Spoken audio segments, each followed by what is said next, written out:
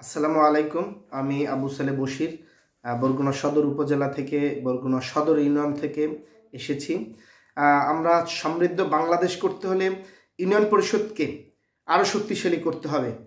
একটা ইউনিয়ন পরিষদের যে কাজ, সকালে একটা ইউপি সদস্য সকাল থেকে রাত্র 12টা পর্যন্ত যে কাজ করে থাকে, সেই কাজের মূল্যায়নটুকু তারা আসলে কিন্তু পাচ্ছে না।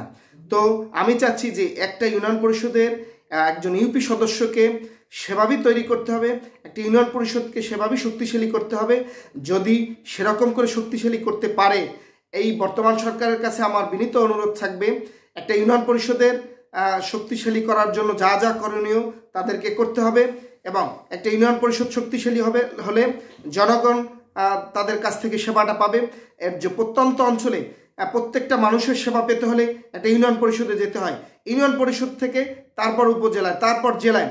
তো আমি মনে করি সর্বস্তর প্রথম স্তর হল ইউনিয়ন পরিষদ, সেবার প্রথম স্তর ইউনিয়ন পরিষদ। সেই ইউনিয়ন পরিষদকে শক্তিশালী করতে হবে। সেই ইউনিয়ন পরিষদকে শক্তিশালী করতে হলে ইউনিয়ন পরিষদের কিছু কাঠামো আছে, সেই কাঠামোগুলো পরিবর্তন আনতে হবে।